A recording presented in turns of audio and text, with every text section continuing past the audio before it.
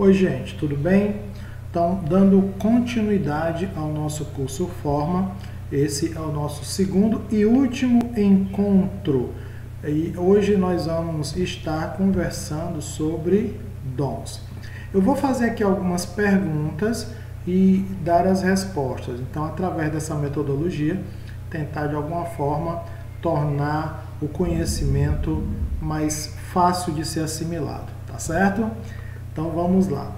Todas as pessoas possuem dons?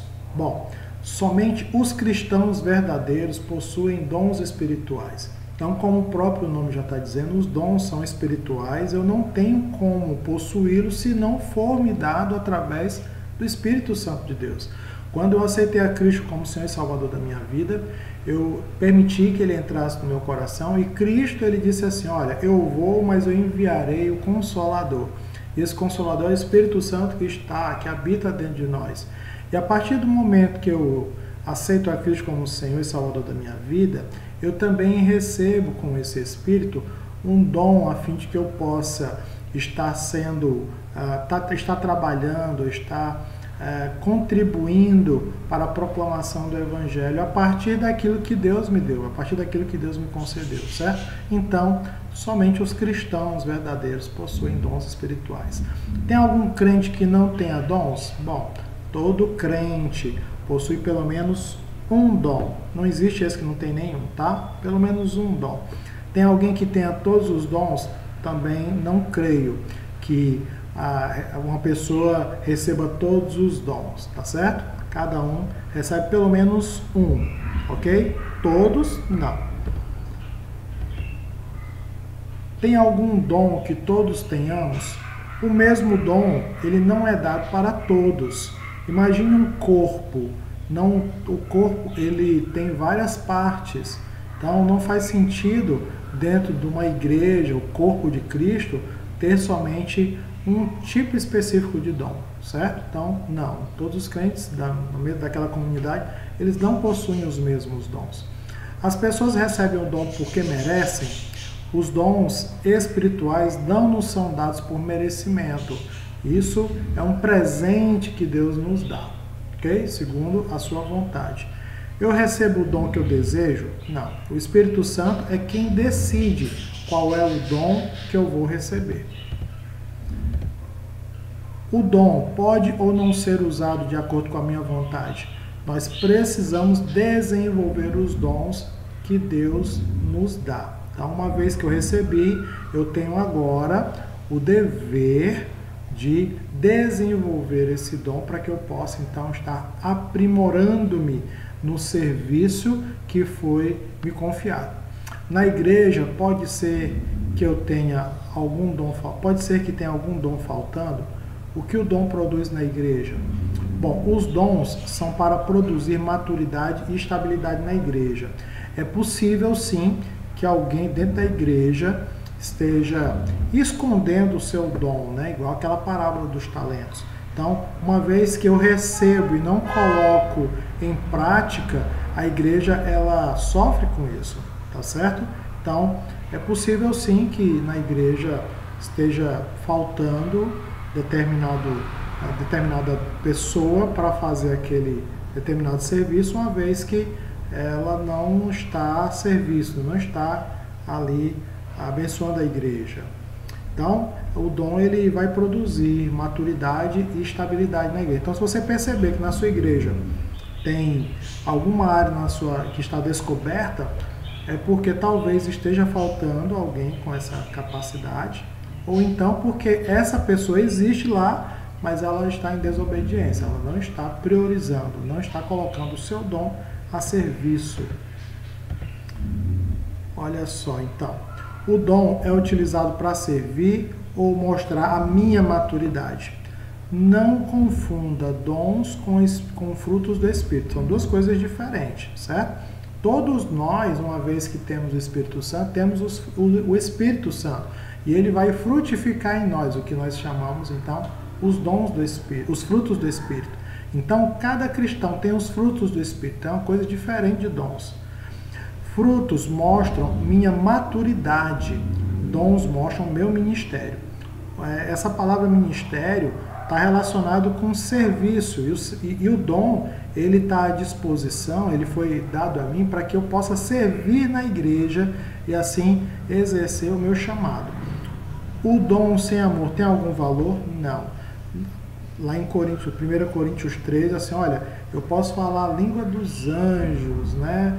Porém, sem amor, eu vou ser como um sino que só badala, mas que não tem nenhuma utilidade, certo? Então, não, o dom sem amor não tem valor. Precisamos associar as duas coisas. Perceba que usar os dons sem amor não vale nada. É verdade. Vamos falar um pouquinho agora sobre habilidades. Habilidade é o grau de competência de um sujeito concreto frente a um determinado objetivo. Então, eu tenho uma determinada habilidade e a partir dela eu consigo realizar determinado serviço para alcançar aquele objetivo. Todas as pessoas possuem habilidades. Eu e você, cada um de nós, temos habilidades que nos foi concedida. Distrações. O que atrapalha muito na execução do meio do seu trabalho, na obra de Deus. Deus conhece as minhas preocupações. Deus conhece os meus erros. Deus conhece as minhas feridas. Deus conhece as minhas fraquezas. Deus conhece os meus desejos. Bom, Deus conhece tudo isso. O problema é que muitas vezes nós nos deixamos levar por essas coisas e assim nós não realizamos, nós meio que nos impedimos, nos auto-impedimos de realizar aquilo que é vontade de Deus, propósito de Deus para mim e para a sua vida, certo? Então, preocupações, erros, feridas, fraquezas, desejos, tudo isso acaba sendo uma distração. A motivação correta é o que vai ajudar, porém, se eu tiver com a motivação totalmente equivocada ou contrária à vontade de Deus, com certeza isso vai ser também algo que não vai me ajudar.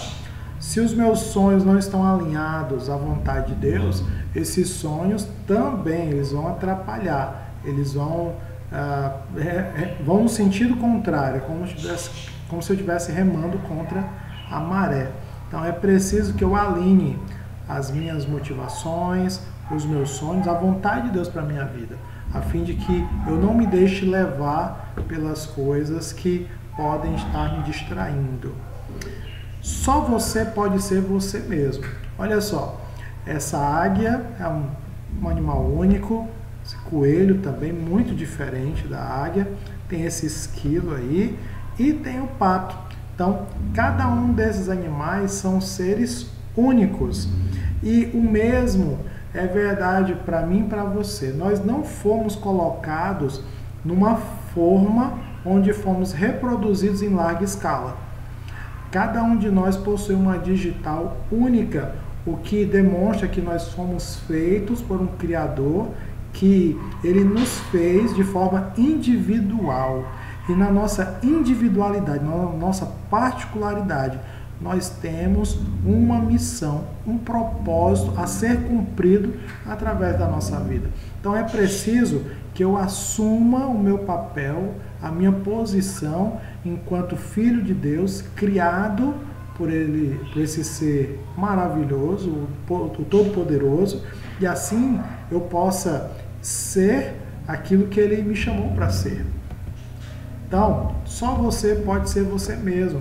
Despenda mais tempo desenvolvendo as habilidades em que já é seu ponto forte e terá excelência.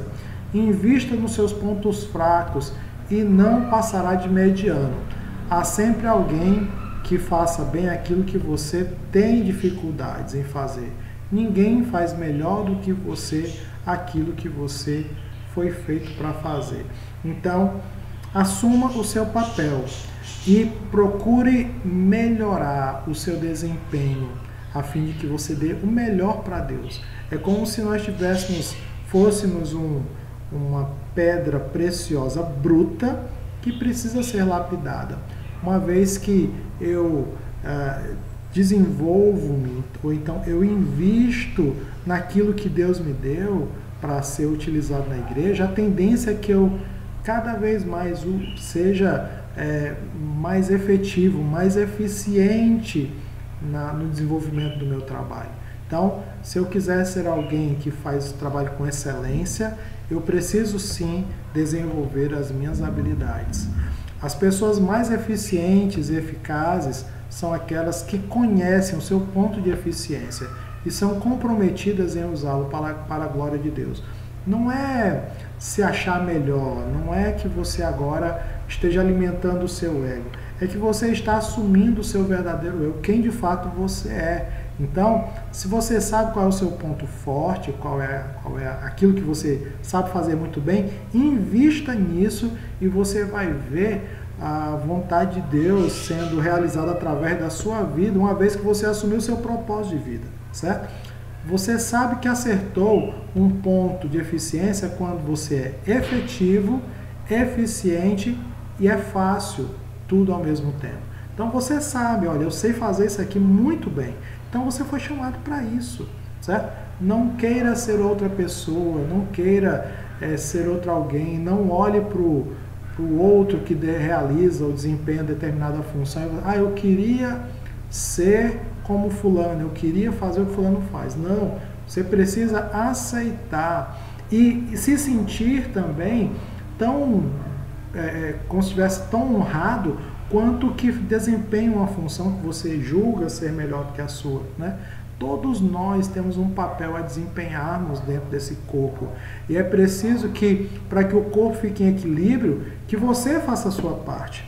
Só para efeito de conhecimento, se o teu dedo midinho do teu pé, ele não está bem, todo o teu corpo vai sofrer com isso. E incrível como isso compromete no teu equilíbrio, se você não estiver bem naquela região, certo? Então entenda, você tem a sua importância, você tem seu propósito e é preciso que você o desenvolva. Pontos de eficiência, onde sua forma e seu coração servo se encontram. Você vai ser muito feliz, você vai ser muito eficiente quando você estiver no centro da vontade de Deus para a sua vida, realizando aquilo que Ele lhe deu para ser realizado. Onde você está hoje e por quê? Sinais de trabalho no ponto de eficiência. Realização, frutificação, alegria e motivação. Sinais de trabalho fora do ponto de eficiência. Frustração, cansaço, medo e desmotivação.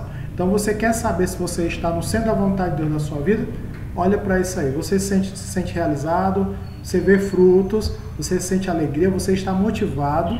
Você quer fazer, você não tem que fazer, é diferente, certo? Então, você está no centro da vontade de Deus para a sua vida. Porém, se você anda frustrado, cansado, com medo e desmotivado, talvez seja necessário você rever essa sua atividade, esse serviço, esse ministério que você abraçou na igreja. Avalie seus resultados, os seus dons, seus pontos fortes no serviço, usando o modo de ser, tanto o grupo etário como o grupo característico de serviço. São duas situações diferentes. Onde eu gosto de servir, né? Qual o grupo etário que eu gosto de servir e qual o serviço que eu gosto de realizar dentro da igreja. Avalie também o seu desejo de serviço, qual é a tua motivação, né? O seu lugar de servir, o seu ponto de eficiência. Então, é muito importante que você olhe para isso aqui e tente se encontrar. Onde é que eu vou servir? Onde é que eu melhor me encaixo? Para onde é que eu fui chamado, certo? Procura colocar à prova o que você anda fazendo e avalie aqui. Aí você vai ver os seus resultados e se você vê que está dentro da vontade de Deus, pode ir em frente. Porém, se não, você precisa rever, certo? Seus pontos fortes no serviço do grupo etário de serviço. Se você gosta de trabalhar com crianças de 0 a 12, com adolescentes de 13 a 18, ou se são com jovens de 19 a 35, ou então com os adultos de 36 a 59, ou o pessoal da melhor idade acima de 60 anos. É muito importante que você tente responder isso. Eu, particularmente, eu sei qual é o meu grupo aqui. E eu não vou olhar para os outros, né? eu não vou dedicar meu tempo a estar com os outros. Por quê? Porque eu não fui chamado para isso. Eu não fui chamado para estar trabalhando com esses outros, tá bom? Parece assim uma forma meio egoísta, né, de falar anticristão, mas o importante mesmo é que você se encontre dentro do corpo de Cristo e exerça ali a sua função, certo? Claro, é importante que eu possa ajudar a igreja como um todo, mas eu vou ser muito mais eficiente, eficaz e feliz se eu estiver dentro do grupo etário de serviço a qual eu devo estar fazendo a minha parte. Personalidade, o realizador. Veja onde você se encaixa. Sua identidade está nas grandes realizações e conquistas. Focalize-se nos resultados e grandes números. Procura cumprir seus objetivos por meio das pessoas. Usa a força e movimenta-se ansiosamente como um leão. Então, a pessoa que tem a personalidade parecida com essa é a pessoa que tem aparência, né, parecido com aquela pessoa que realiza, o realizador. Pronto. O que nos atrai no realizador? Seu jeito independente de ser, a liberdade, sua autoconfiança. Parece que tudo vai dar certo. Suas realizações grandiosas e ele é capaz de nos levar ao sucesso. Então, esse é o perfil de uma pessoa que é realizadora.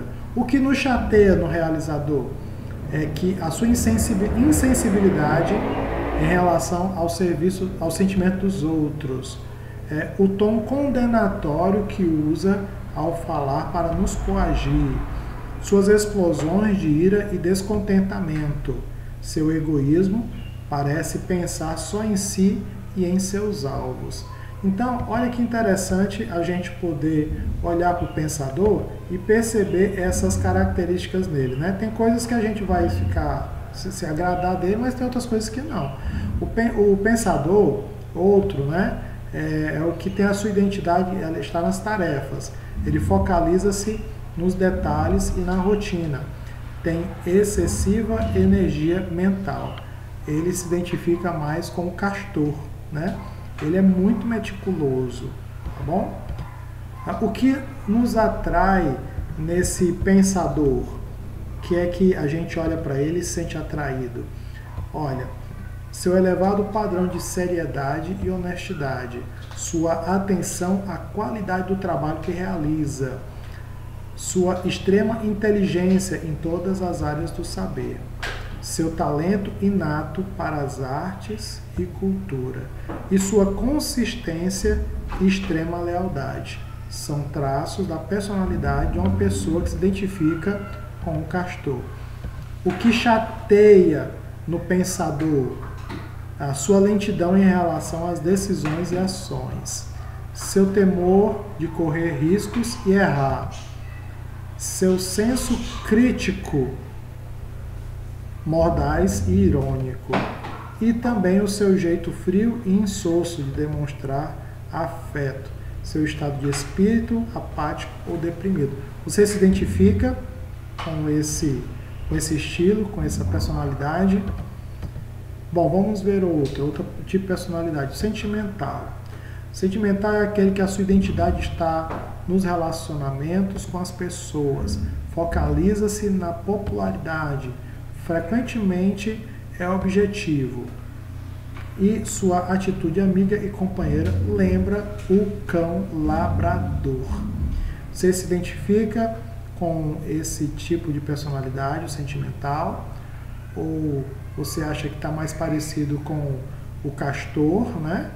Que ele é o pensador, ou então com o leão, aquele primeiro, né? Então, com qual dos três você está se identificando aqui?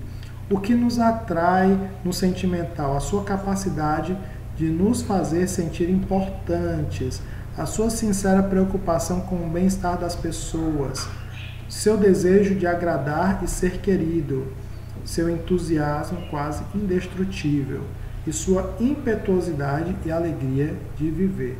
Isso é algo que atrai no labrador, né? Que é o sentimental.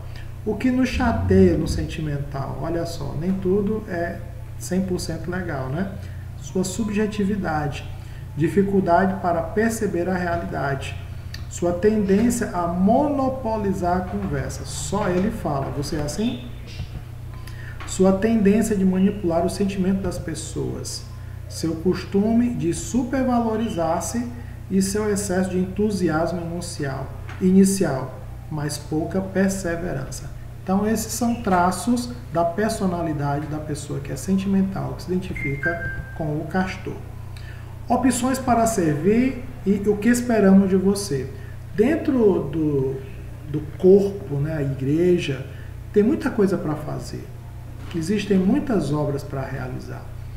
E o que eu percebo muitas vezes é que existem pessoas em disfunção. O que é isso? É quando a pessoa está fazendo algo pela qual ela não foi chamada. E aí a gente fica assim pensando, mas por que ela está fazendo isso, né? Por que será que ela está fazendo isso? Não é a pessoa certa, não é a pessoa ideal para estar ali. Mas talvez tenha alguns motivos. Primeiro, porque talvez não exista pessoas para fazer isso, ou então porque você, que era para fazer, não está fazendo. E alguém está indo lá e tampando o buraco, literalmente. Certo? Então, é muito importante que você entenda, olha, você recebeu um chamado, e quando você não cumpre esse chamado, a igreja sofre. É claro, Deus ele vai suprir essa necessidade, mas uma vez que ele comissionou você, ele chamou você, assim como ele chamou Jonas para ir para Nínive, e ele poderia muito bem ter colocado outra pessoa para ir, mas não, é você, certo? Então, é preciso que você entenda que você recebeu um chamado e você precisa exercer esse chamado, tá certo? Como um cristão que você é, que aceitou a Cristo como Senhor e Salvador da sua vida, como alguém que tem o Espírito Santo de Deus dentro de você, você talvez esteja aí com algumas distrações que tenham desviado ou tirado você do eixo, tirado você do foco. Você precisa voltar a fim de que a igreja, né, ela possa cumprir o seu papel de proclamar as boas novas de salvação através da sua vida. Se você não está fazendo, é preciso que você volte correndo, porque tem coisas para fazer e nós estamos esperando por você. Olha só, não se esqueça de entregar a sua ficha de resposta, a sua ficha de compromisso, a sua ficha do voluntário, sua ficha de avaliação, certo? É muito importante que você preencha esses testes que nós estamos realizando com você, a fim de que nós venhamos a ter uma melhor resposta, né? Mais acertada, mais assertiva naquilo que nós nos propomos a estarmos fazendo aqui, que é essa descoberta de dons e talentos a partir do chamado de Deus para a sua vida, tá certo? Então, que Deus o abençoe, a abençoe e nós contamos com você. Um abraço, fica com Deus, até a próxima. Tchauzinho.